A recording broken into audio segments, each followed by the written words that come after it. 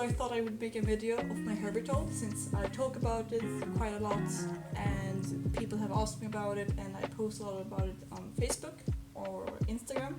So I thought, why not? And also maybe there are a couple of videos, I haven't seen that many online about setups like these. So I thought, fuck it, I'll just make a video of what I've done. And I've had it for maybe like 3 months now or something like that. And I thought I would just like tell you what I noticed about it and what you should think about when setting up a Herbital like this. So for starters, Herbital, that's just a name that I use. And it's a mixture between herb or plant and hospital, so Herbital. And it's because I actually made this when I had a Maranta plant that was like, I just got a propagation of it and it was very much dying, and I thought, fuck it, I'll just make some sort of propagation box. So actually, this is more like a propagation box. Maybe a bit try-hardy propagation box, but nonetheless a propagation box. So I thought I'd just go through all the components and I'll tell you about what I have and what I noticed about it and what you think about it, so on and so forth. Also, I'm making this video because I had to clean this, because you should clean them at times. So I was cleaning it out and I thought, fuck it, I'll just show you it while I have it cleaned. So I'm just actually gonna set it up and go through everything that I have in it while doing so. So yes, we're gonna start off with the very obvious thing, the box. So this is a box from IKEA and it is a normal like white, transparent Tupperware box thing. When getting a box, you should think about having it sort of transparent, I think. Because then you can actually get some extra light in and so on and so forth. And it's also easier to check on everything in the box when you just walk by or something like that. And also you can put it outside during the day just to get some extra sunlight, or even if you don't have any grow lights, you can just use normal sun. So it should recommend it to be transparent. And also, one important thing that might be obvious, might not be obvious, but get a tall box, because if they are very low, you can only have short plants. If you have like a tall plant, you can't fit it in here because it will get too close to the lights or just hit the top of it. So my recommendation is to get the tallest box, and this is not the biggest, but the one underneath the biggest box, so to speak, from IKEA, and it's quite tall. I don't know how tall it is, but quite tall. Moving on, I will just go through the obvious. I have some electronics in this box that I will get to, but to supply electronics for all of this, I have actually, let's see if I can show you this. So I have like a splitter here, so I can split up. So I just have this one cord to plug in for all of the electronics, and also I run this on a timer, so all the electronics are off during nighttime and on during daytime, which is kind of nice. So I get a nice day and night cycle, and I don't have to like switch everything off and so on and so forth. So it's quite like self-sustainable, so to speak, in that way.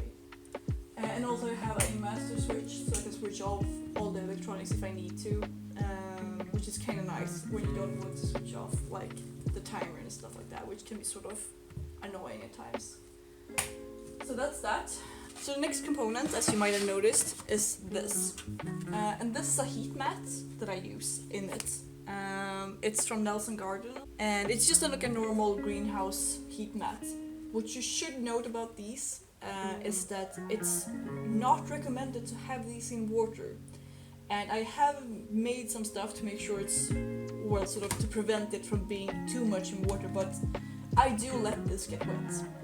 And you shouldn't, but I do. And I haven't had any problems with it so far, but I will not recommend it. It's on my own. I'm doing it on my own risk, and it's been fine. And I'm not gonna tell you to do it. I can only say that so far I have had no problems with that, but it's not recommended to have these in water. So what you could do instead is actually just have it underneath the whole box. But since I move it around so much, it would just get damaged, I think. So therefore, I just have it inside here. What I have done to make sure it doesn't get hurt or like too moist is to have the cord end, this end, so to speak, it's prompted like this. So this end is above water always. So I'm gonna just shove this in for now. You will notice that I have a shitload of holes in this box. that I'm gonna get to, but I have a big hole here so I can pull all the cords for the electronics inside of it without too much of a problem. So yes, and with that, moving onwards. So that's the heating. For the lights, I'm just gonna plug this in for now. Plug in, lights on. So the lights I have in here look like this. Ta-da! And these are like LED lights with like 3 lamps on each like bar sort of. These are bought at IKEA. I don't know if all IKEA sell these or only the European ones or whatever, but you can get other like lights for this, or you can even just get bulbs or something. But I use 2 of these, and they have a shitload of cords and also like a box that goes with them. So all of that is placed here. So here are the boxes that go with the lights, and also like all of the cords I've sort of neatly gathered up here with some cable ties. So my first observation when it comes to the lights is that these lights, at least, I don't know if all of the lights, but these lights get warm, especially like underneath them, but also on top of them. So my first thought was that they would be outside of the box, just lying on the plastic. I did never do that. I considered it, but I didn't, because I realized the risk of melting the plastic was a bit too high, and also with the light shining through a semi-transparent plastic lid, I mean, it's just gonna get very warm and might even melt it. So I have it on the inside. The downside of having them on the inside is that it gets very hot in here and very moist. So there are like humidity everywhere, and like it's like water droplets on all the sides and on the lid as well. So they sort of get moist. I have done some things to prevent them getting too moist, but they do get moist. So far it hasn't been a problem, but yeah, that's also like maybe not the best. It has been working fine so far, but they aren't made to get moist. Also, like pretty much everything in this box is attached with cable ties and double-sided tape. So the lights are attached with cable ties. These and the splitter here are attached with double-sided tape and cable ties. So that's pretty much like what I've done with everything. So I just drilled a shitload of holes for all the cable ties to go through the lid here and everything. So here there are holes. So I think that's everything when it comes to lights. You might have noticed that I have this. That is just aluminium foil that I have, like, you know, the kitchen kind aluminium foil. And the reason why I have that is quite simple. When the light shines, they're sort of spreading like in a cone shape, like so. I noticed when I set this up that the light was shining out through the box quite a lot, like on the sides, and that means there's a lot of light that shines out of the box and is lost to the floor or whatever that the plants don't get. And I want to like focus the light off the box inside of the box. So I put a strip of long aluminum foil around everything and just taped it down kinda. I don't have it all the way down here for the simple reason that down here it's only pots, like the plants are up here pretty much, if you know what I mean. So it won't do any good up down here pretty much. I mean a bit, but not that much. So I thought, fuck it, I'll just put one strip here, and it's been fine so far. This is just a side note. I have like these like padded things underneath it, and it's just for like moving around the box, because when I have plants of this, it gets quite heavy and there's some water in it and everything. So it's a bit too heavy to lift around, so I just put like these underneath to not like fuck up the floor and stuff, and to make sure it doesn't sound as much when I'm just like sliding it all over the place. So that's the simple reason for that. Okay, so a couple more things before moving inside. I have 4 holes in it, like here, 1, 2, 3, 4 holes. And that's for ventilation, because when you have a box like this that is really warm, very humid, you should try to keep the air moving somewhat at least. You could do that with like a fan or something. I have thought about putting a fan in here, but honestly the box is a bit too small for that. It would just like blow through it a bit too much, I think. And it's been fine so far. I open this almost every day, so sort of get ventilation from that. And also I have these holes, so sort of air can move out and through it a bit. So that's those holes. This might be quite hard to see. I'm gonna try to show you. So a thing that I learned when doing this was that the first original setup of the lid was actually that it opened like this. So it had two cable ties here, so it opened like this. But what I noticed is that all the water that had gathered in the lid always dripped down here, and you thought like, oh, it would be fine because it would drip down into the box. But actually, due to the design of the box, the water, I can't show you, would drip down like this and then here on the back side and actually end up at the electronics, which is a nightmare. You should not have it like that. So I realized like, okay, I need to do something about this because this doesn't work. We shouldn't have it like that. So what I did is that I just changed the hinge of the cable ties so it would open like this. And the water still drips down here and on the outside. But what I then did is I made sort of like a skirt thing that runs over all of this. So the water actually pours down here and then over this and down into the box. It's not necessary. It doesn't matter if the water ends up on the floor or like on the outside of the box here. And I also actually taped here just to prevent water from gathering underneath this slide. This slide doesn't get that much because there isn't that much water from here to run down. All of this water runs down behind this slide, so therefore I added some tape here to just prevent that. And it's actually been working quite well. Furthermore, and this might be a bit nasty, you might have seen this already. When you have an environment that is very warm, a lot of soil and plants and humidity, you get flies. You get fruit flies and you get fungus gnats or whatever they're called in English. So what I've done is actually installed like these glue strips, I guess you could call them, or traps or fly traps or whatever on each side. So I have one there and one there that I change quite often. It's very hard to get rid of them, but this very much helped to just like keep it down a bit, and that's also like a good tip to have in one of these. I also have one of these. This is a hygrometer, so it measures temperature and humidity, and I just keep it inside because it's kind of nice to see how everything is doing and stuff. I've noticed before, like in the previous setup that I'm gonna get to later, and the heat mat didn't do. It was getting too cooled down, so to speak, so it didn't heat up the whole box. So I changed some things, and by having this, I could see that it did way better all of a sudden. So these are actually quite good to have to monitor your plants. And just for fun,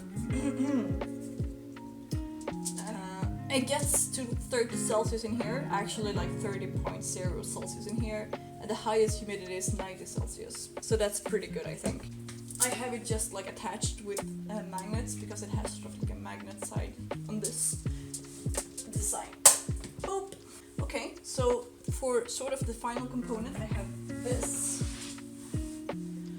This is a crate, it's not very much available in Sweden in stores or anything.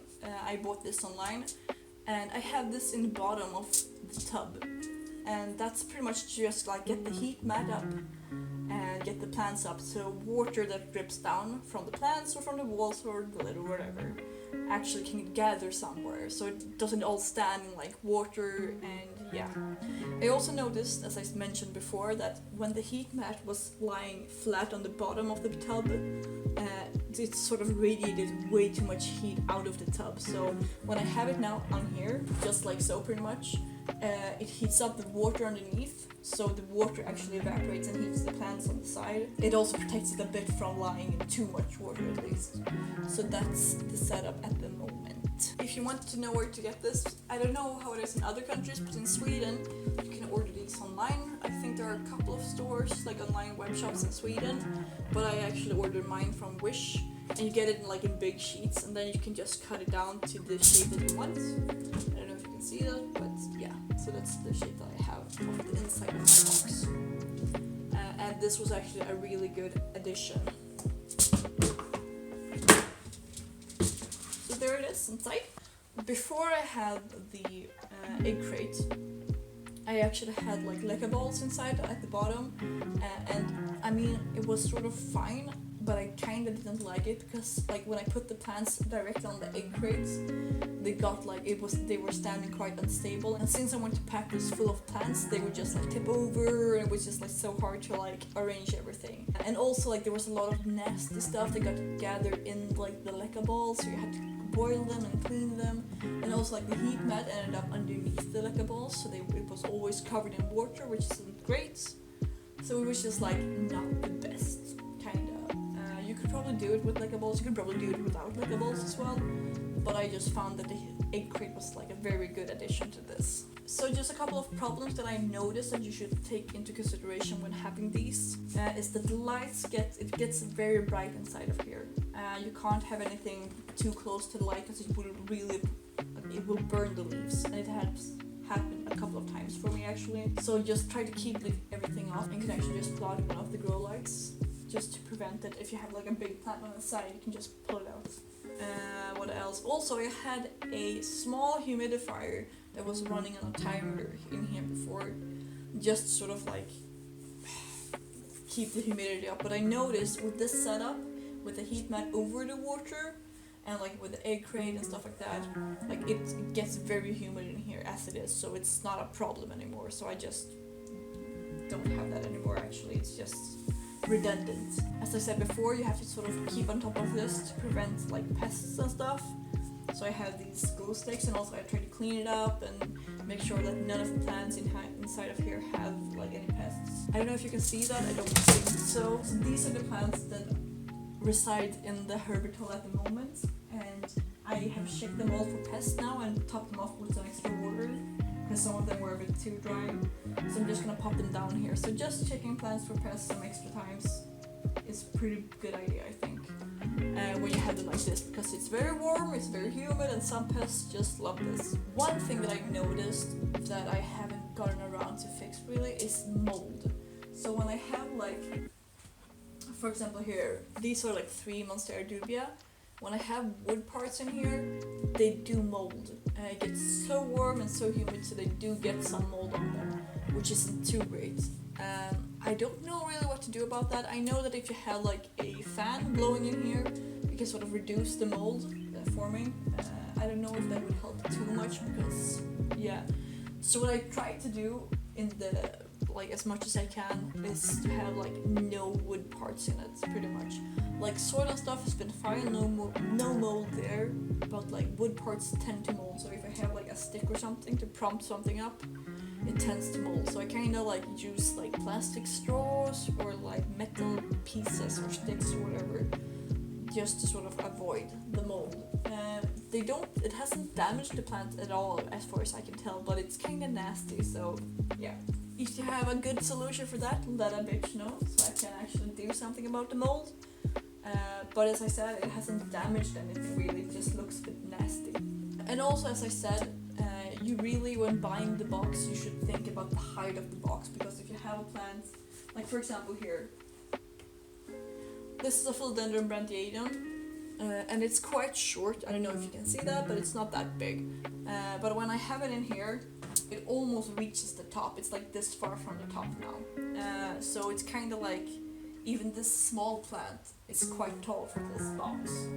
So just remember that you can always only keep like small plants, or you need a way taller box, and it's kind of hard because this was quite a tall box, I must say. So yeah, that's pretty much it. I'm gonna try to set it up now, I think. What I always do, I don't know if I should do this, but I do this. I add a bit of water at the bottom, just to not like, I don't know, not to fry anything. So if it gets too warm, the sort of water sort of like keeps the temperature down a bit. So yeah, I'm just gonna set this up, and then we're gonna be done for today.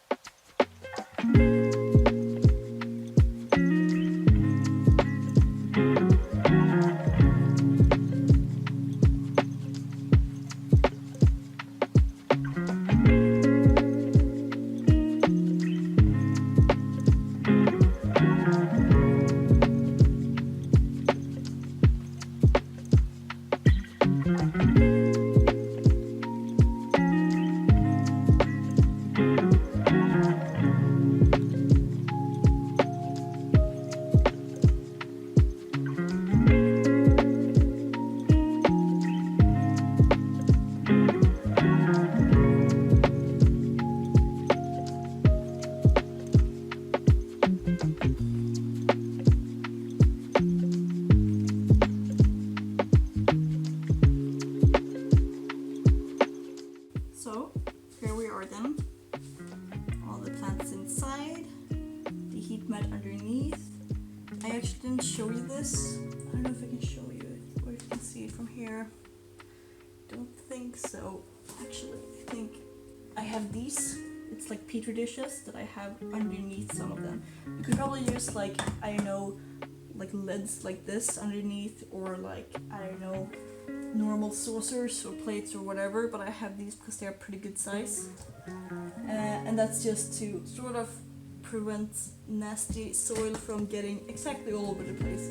It still will, but not to the same extent as it could have. So that's pretty much it. And that's what they look like when they're in here. Ta-da! So as you can see, it gets quite bright underneath here, actually, so it's good to have an eye on that. So yes, actually I need to move that guy, because if you check, he's gonna get a burn right there, so I need to move him as soon as I'm done filming this. Okay, so that's gonna be it for today. Thank you so much for watching. If you have any questions or thoughts or tips for me, feel free to comment that in the comment section here. You can follow me on Instagram, where I'm called One More Monstera. It's the same name as here. If you have any like tips or tricks or something for my Herbital, please let me know. And also, like, if you actually make one or like another type of propagation box, feel free to tag me. I would love to see that, because it's always fun to see what other people make and stuff. And I really like this, so I strongly recommend like making your own version. It's like, it's amazing, and as you could tell, it's quite crowded in there.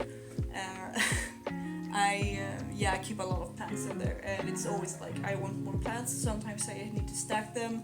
I might make some sort of like, put some hooks on the side, like here, I guess, but on the inside, so I can actually hang some plants. But I'm not sure, because they might get super duper burned by these. So yeah, not sure. We'll see about that. Yeah. Thank you so much for watching. Feel free to subscribe. Feel free to follow me on Instagram.